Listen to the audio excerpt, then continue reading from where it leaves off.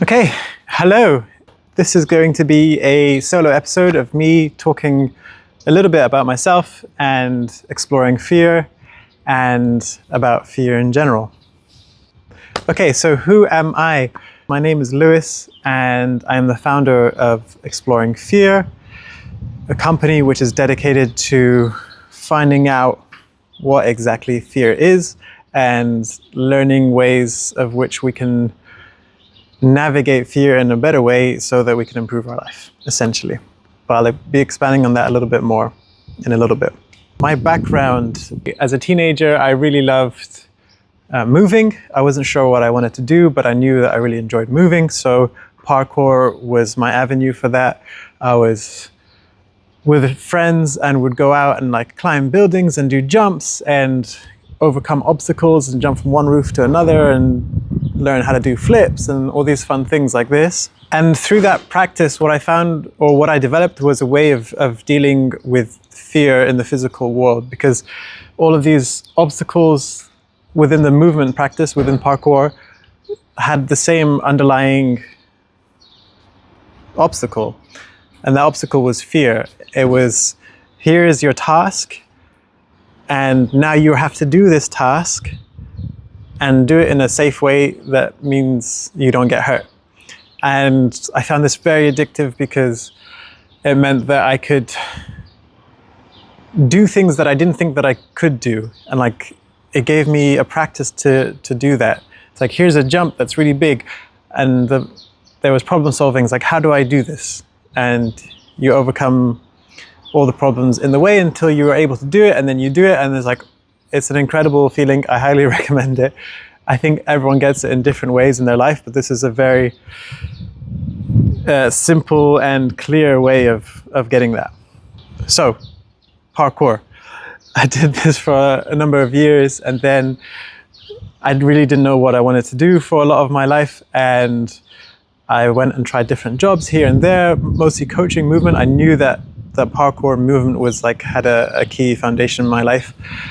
And that was kind of my guiding principles. This is what I love doing. This is what makes me happy. So I'm going to move towards that, whatever that looks like. Eventually, it led me to doing workshops and coaching. And then a friend asked if I'd be happy to coach a segment on fear, because he saw me doing cliff jumping. He perceived that as very scary, and he thought that I would know some things about fear. I said, okay, sure, why not? I prepared for it.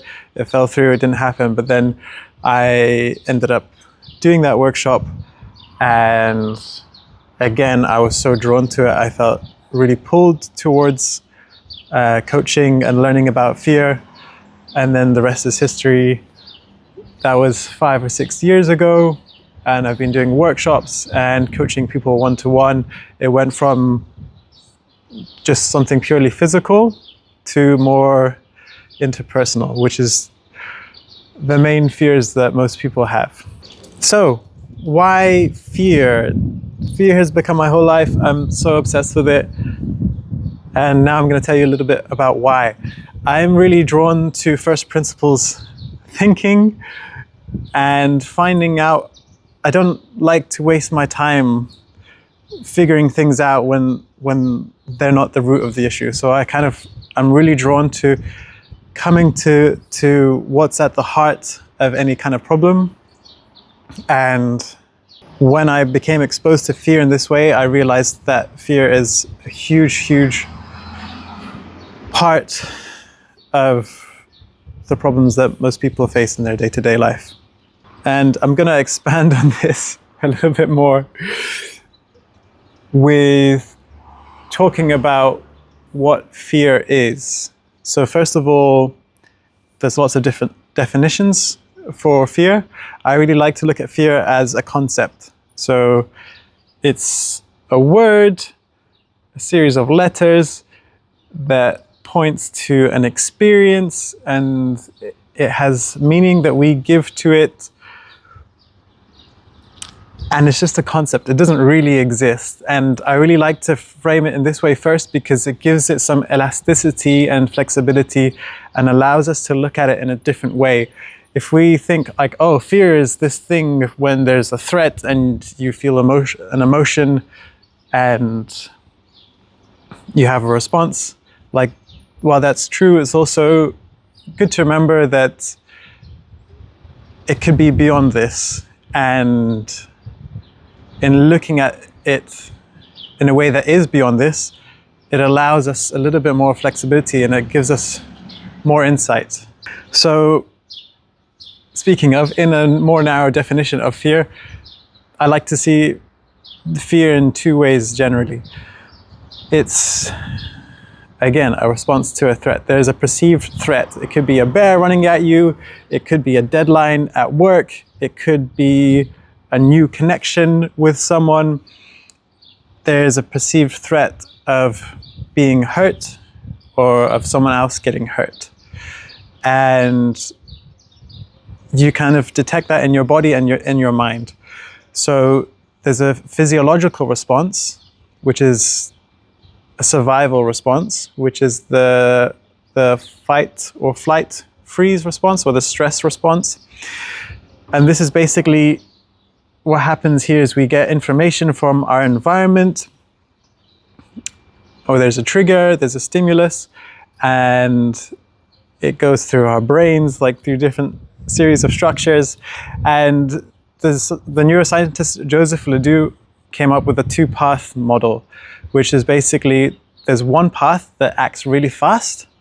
So the signal goes to your amygdala and then your hypothalamus, and that starts a series of chain reactions that are kind of commonly known to us as like the heart racing, the sweaty palms, the shallow breathing, the tightness, the constriction in different parts of our body. And so that's the physical response. And then there's the slower pathway where those signals from the environment get mediated by the prefrontal cortex of our brain, which is responsible for executive control. And it's also it goes to the hippocampus, so it works with the memory and it works with our ways of self-referential thinking. So we kind of put this new event into the story of our life and what we're capable of and how we perceive the environment, which is a lot slower, but it helps us deal with it in a different way. So you have the fast way and the slow way. The fast way helps you just react, like if there's a car coming, you jump out the way. The slow way helps you contextualize that threat. And both are very, very important. So that is, for me, that's kind of fear. It's those two things. And fear, I'd say, usually is more the second one. It's less what happens in the body, because those things that happen in the body also happen when you're excited about something. So it's the stress response, and we think of stress usually as something negative. It's also positive. It helps us move, it helps us do things. So if you're excited about something, if you go on a roller coaster, you're ready to go, you have this like adrenaline, you have the same response, your heart rate increases. So for me, that's not really fear, that's the survival, that's the stress response. It becomes fear more when there's this element of avoidance or negativity. So again, in this kind of me trying to articulate what fear is and why it's so important, you can look at fear as one of the primary kind of emotions as well. And I like to look at it as on a scale between fear and love, and then being kind of diametrically opposed. So fear is the individual is in danger, I need to protect it. So it's kind of disconnecting, like it's bringing you into your body, bringing you into your mind, and it's kind of protecting you from something other, something out there as a threat. It disconnects you.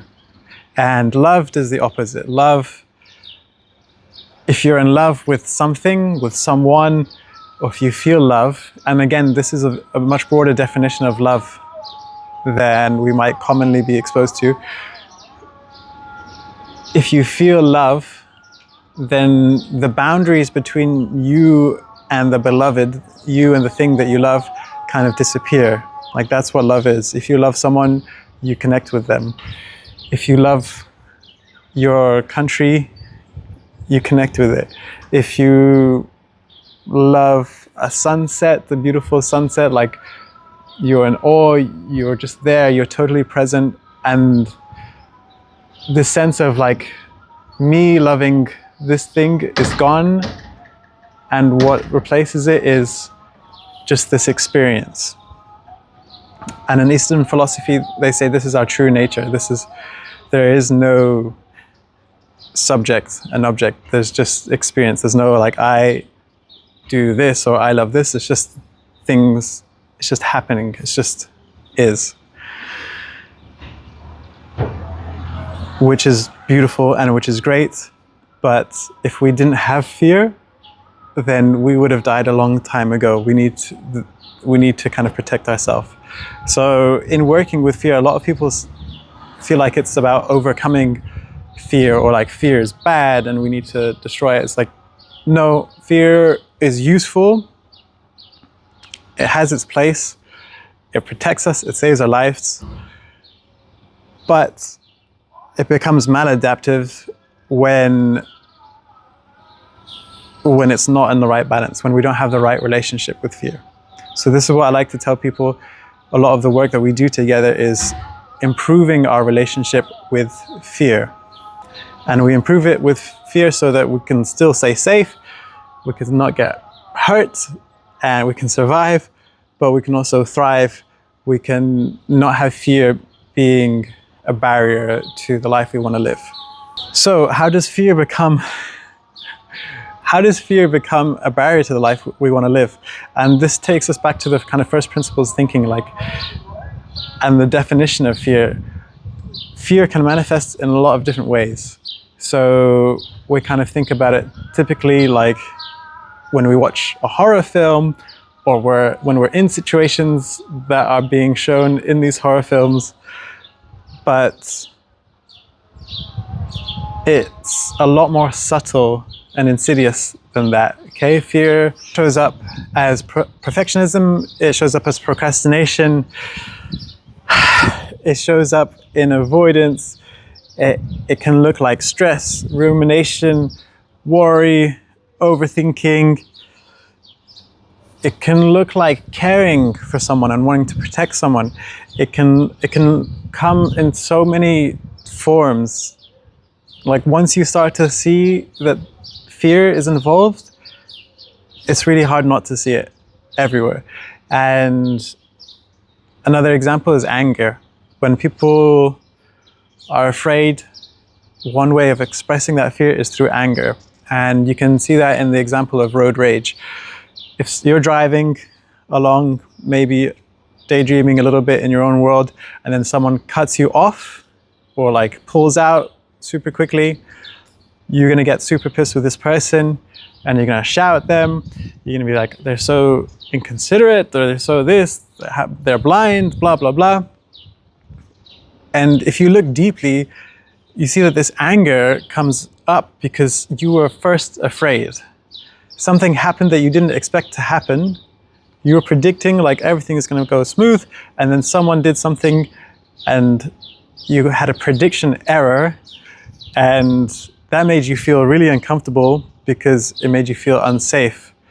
And then quickly you go to anger to blame the person, and that's a great response sometimes. Anger is really useful, but it's important to see that that came from fear first. Okay, the same with sadness. You can see that maybe in loss or something happens that you don't want to happen. That's usually when you're sad. And sadness comes as a result of not being able to do anything about it. There's like this sense of helplessness, especially when you see things on the news that are really devastating. You feel quite sad because it's quite overwhelming, and it's something that you don't want to be like that, but you also feel powerless in doing anything. So this is just some examples of the way that fear kind of shows up in our lives, that we might not necessarily be aware of. And please also don't take what I'm saying for gospel. Test it out. Challenge me if you feel like I'm wrong on certain situations. Please tell me. Yeah, explore. This is all just kind of an experiment. And yeah, I'd love to hear if I'm wrong and being able to update my thinking. Again, on this theme of why fear, why fear, why fear, why fear.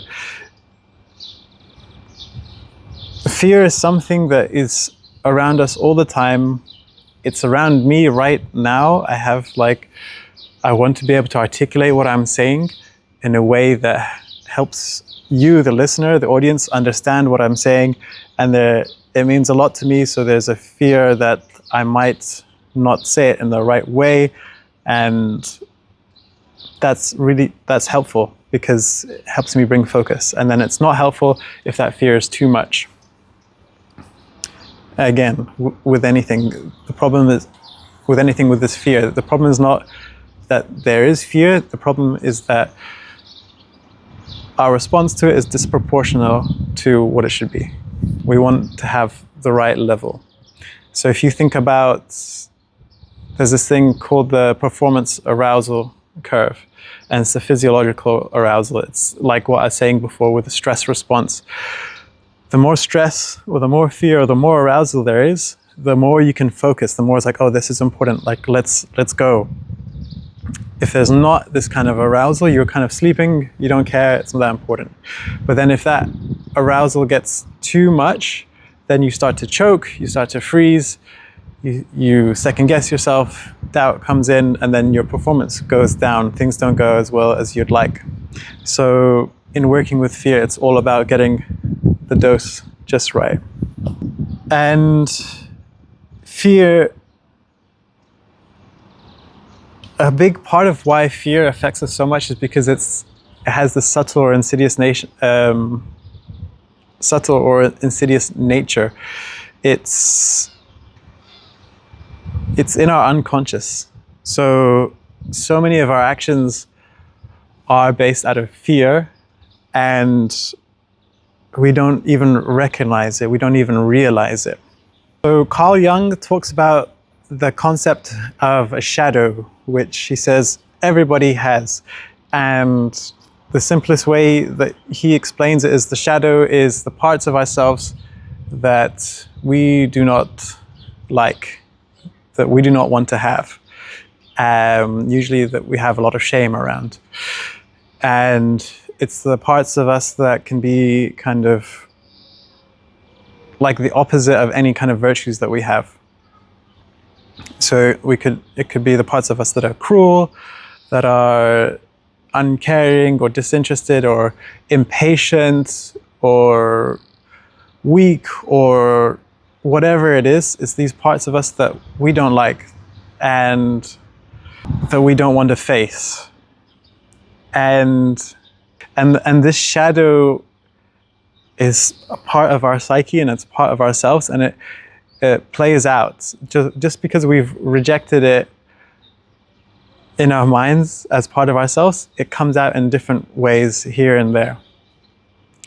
And this avoidance of these aspects of ourselves is a result of fear. We don't like what these parts of ourselves, what it means if we have these parts of ourselves. So we have this image of ourselves that's like, oh, I'm this, I'm a kind person, I help my family and this and this. But then we also have these negative parts of ourselves that we're not so happy with and that we don't like to look at because it makes us feel uncomfortable. And again, hopefully we can see the fear in this aspect as well. And so in improving our relationship with fear, what happens is we start to face our fear, and we are spending more time on the boundaries of our comfort zone. And the more time we spend there, the bigger our comfort zone gets and the bigger our life gets. I think one quote that can really summarize or capture the heart of this exploration with fear, especially for me personally, is that life shrinks or expands in proportion to our courage. So the more courage we have, the bigger our life will be. And I don't know about you, but I would like my life to be really big. We're only here once. We're getting older all the time. So the longer we wait, the more we stay inside our comfort zone, the less we get to experience of this life. And I feel like this life is such a gift. And there's so much to this life that we don't understand, and that can be exciting, it can be dangerous, it can be risky, but it can really fill us with, with life. And the more we avoid things, the more we stay in our comfort zone, the less we get to experience it. And I don't want to get to my old age and look back and feel like I haven't lived. So in order to have this full life, we need to be able to face fear and expand our comfort zone. We need to look at our shadow. We need to look at these aspects of ourselves that we don't like and integrate them and just be aware of them. I'll give you an example, a concrete example of how fear can make our life smaller. So let's say an example of someone with a phobia of dogs. So maybe when they're a child, they get bitten by a dog, and that causes someone a lot of pain. And because they're a child, they don't understand why the dog bit them. So they don't have the capacity to kind of make sense and create a narrative around that. So they just avoid dogs, and they've decided that dogs are dangerous. They have that negative association, and as they grow up, dogs are now danger, no go. Even as they get older and they see it's a small dog and someone's like, oh, this dog is friendly, they can't shake that feeling of dogs are bad. Dogs equal pain, dogs equal suffering, avoid dogs. So then as they get older and they maybe have friends or they meet a partner who loves dogs, their world gets a little bit smaller because they can't be in these areas. Maybe the dog example isn't the best one in terms of your world shrinking, but you can have the same thing with birds. And maybe something happened with a bird when you're younger and now you can't see birds because birds are dangerous. So you don't go outside so much, you don't go on hikes, you don't go here, you don't go there. Another example could be with social anxiety. Maybe something happened when you were younger, or not even something happened, but like you feel uncomfortable in social situations. So you avoid going to parties, you avoid going to different events, and you only see friends that you've known for a while. Your world is going to get smaller and smaller and smaller. You can even see it in terms of, it's almost like baked into part of becoming an adult. And fear it disguises itself as being reasonable, being rational, or being realistic. So when you're a child, you have these big dreams and you have this life that you want to live. And then as you get older, your dreams have become more and more realistic.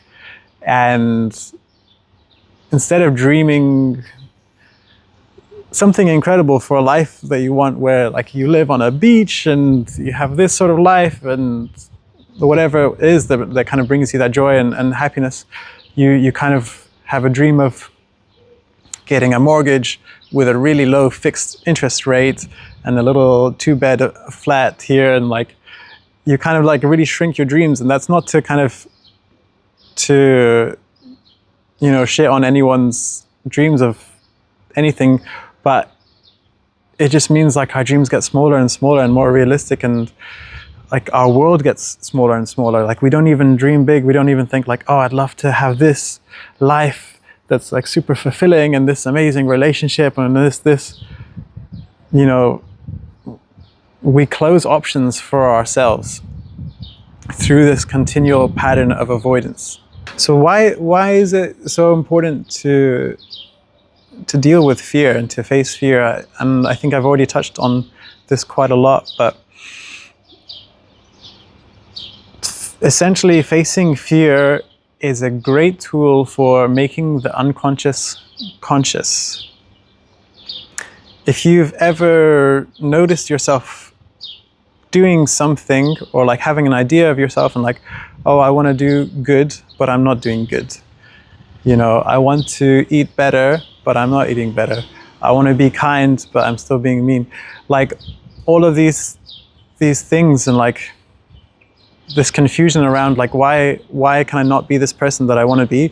It's because it's for various reasons, but one big reason is your unconscious self or your shadow self acting out in different ways.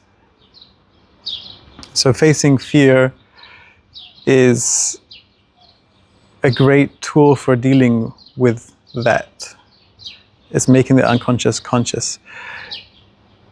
And it's decreasing your suffering. It's leading to kind of growth. It's developing your understanding, developing your empathy.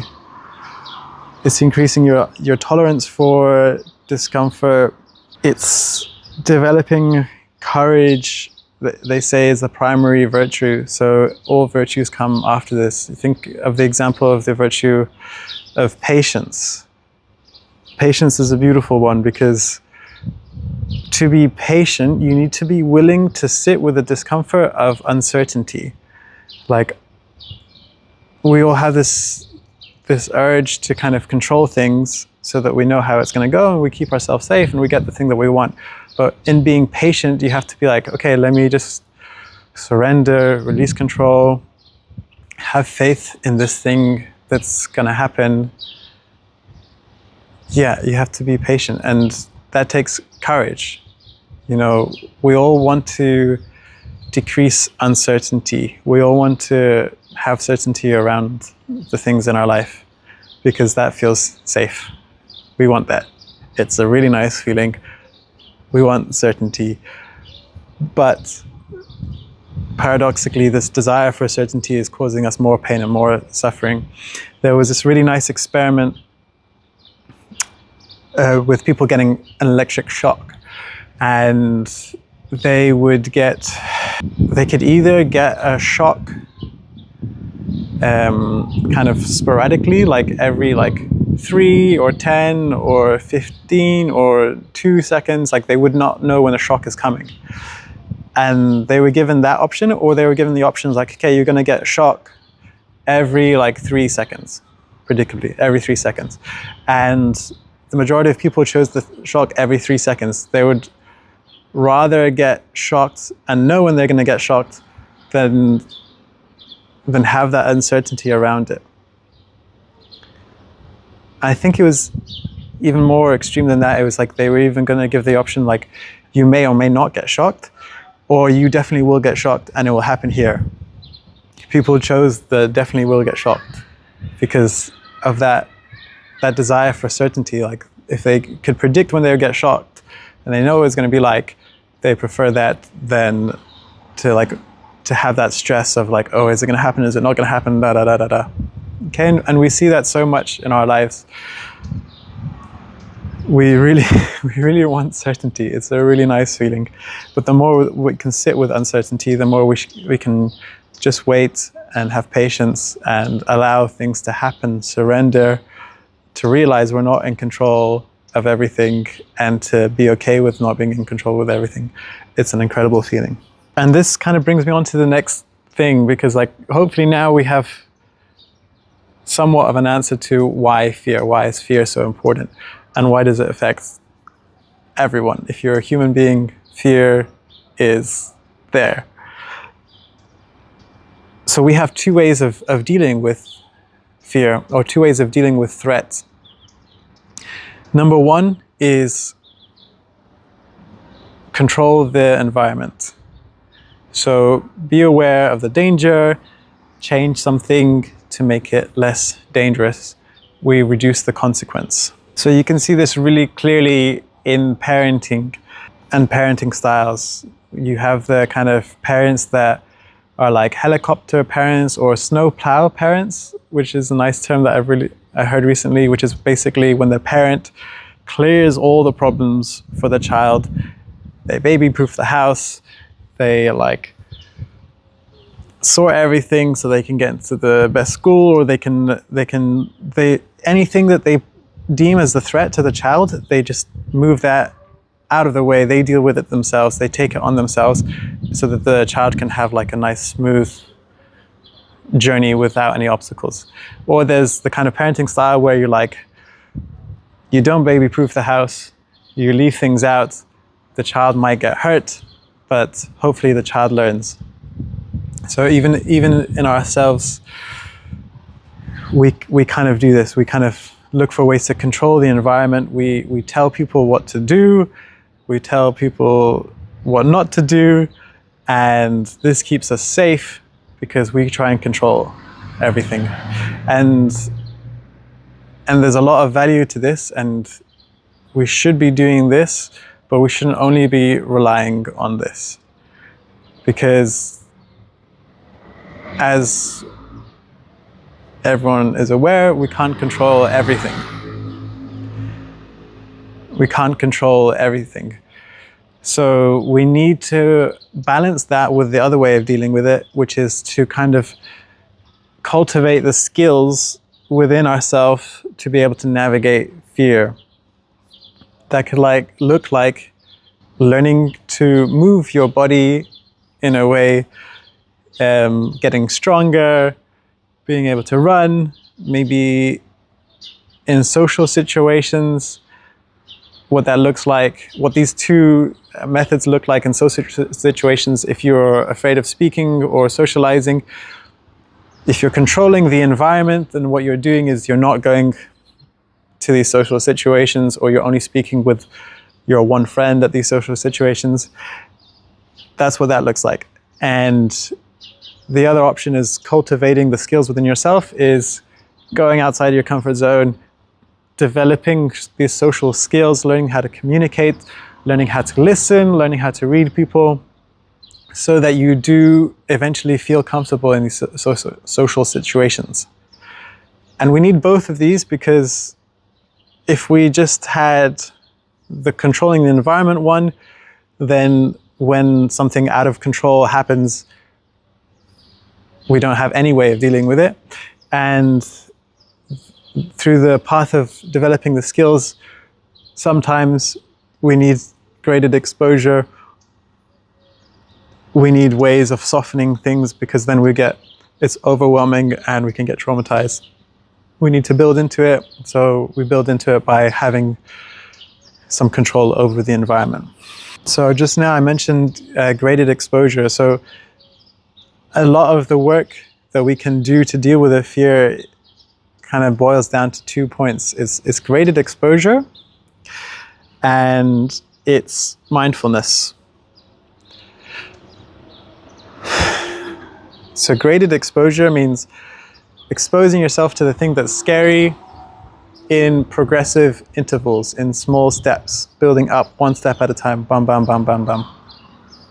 And getting the dose right. It's so important to get the dose right, because a lot of times when people start doing this, they're like, okay, I'm going to face my fears, I'm going to go and do this scary thing, and then they jump way too far in the deep end, they get traumatized, and they're like, okay, that was too much, facing fears is bad, I'm just going to avoid that because it's bad. But the thinking is wrong. They just did it too much. The load was too much. So you need to decrease the load, do one step at a time, create evidence that you can handle these scary things, and then just progress slowly and steadily like that. The next aspect was mindfulness. So, and this is kind of a broad term because it is very, very broad. The graded exposure is the kind of behavioral element, and it's like, what do you actually do? And it's incredibly important, and it's the thing that most people miss. But a very important aspect of that is the mindfulness. It's the story that we create around it. It's our beliefs, it's the narrative, it's how we frame the whole situation, the whole context. So what that might look like, again, let's take the social anxiety. Or we can take maybe something like public speaking. It's one of the most common fears that people have, standing up in front of an audience and speaking and sharing. So the graded exposure element would be, okay, let me practice in front of the mirror, let me record it, let me get feedback, then let me practice in front of a close friend or family member, and then maybe 3 or 4 friends, and then maybe like a group of 5 or 6 people, and just building up slowly like that. That's the graded exposure aspect. And then the mindfulness aspect, or the kind of cognitive reframing, is exploring what kind of beliefs you have around public speaking and what failure looks like in public speaking, and then challenging this. Okay, a big part of this work is kind of having a prediction error. So we kind of imagine like, this means this is going to go this way, and if this bad thing happens, if I fail, then it's going to mean this, and it's going to be terrible, and I won't be able to handle it. So the second aspect is challenging that, and it's questioning that. It's like, okay, if I fail, is it really going to be the end of the world? Are they really going to think this of me? Is it really going to mean this for my future? And it's just asking these questions.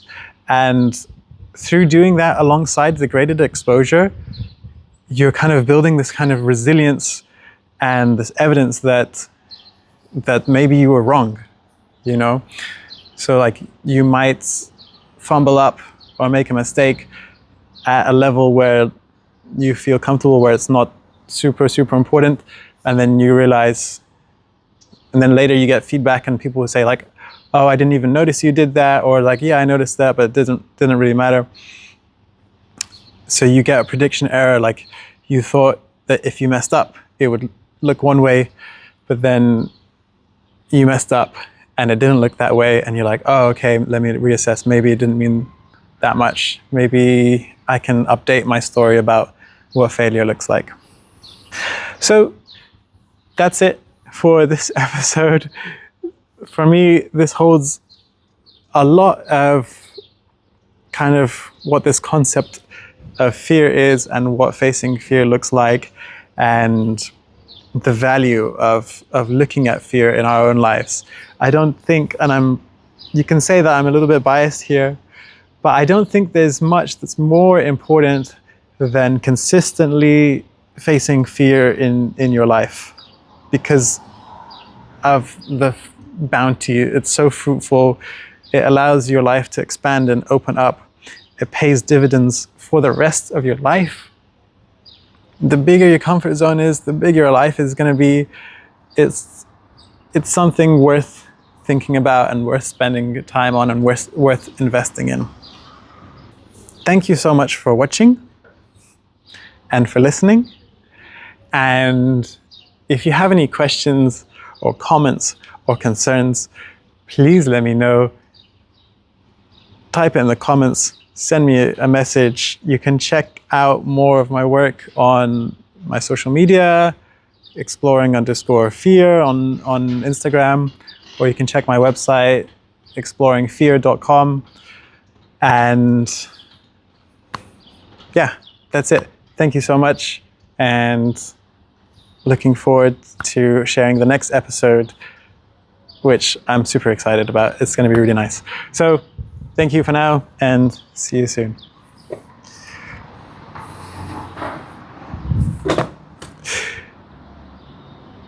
If I were to leave you with one thing, it's curiosity. So curiosity over convenience, courage over comfort. Curiosity and courage are two really, really powerful things that kind of help fight against the problems of our contemporary society, which is looking for comfort, looking for convenience, looking for easiness, just being a little bit curious and shaping. Next time you feel afraid, instead of being like, okay, let's get rid of that, which is very natural, and hopefully we can be compassionate with ourselves when we do experience that. And maybe we do push that away, but then also we keep in mind, it's like, oh, that was interesting, let me explore that a little bit more. That's the kind of shift that we want to kind of make. It's not something big or flashy or like go and jump out of an airplane. It's these small moments when your heart spikes, when you get triggered by something that someone says, or something you feel a little bit afraid. Kind of meet that with a little bit of compassion, a little bit of curiosity, and just ask these questions like, why did that happen? Why did I feel like this? What's one small step that I can do? Thank you. See you later.